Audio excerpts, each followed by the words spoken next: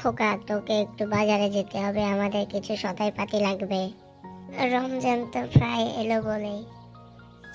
হ্যাঁ, কেন তুমি জানো না, আম্মা তো আমাকে বড় ধরনের একটা লিস্ট হাতে ধরিয়ে দিয়েছে। আলু লাগবে 2 কেজি, ডাল 2 কেজি,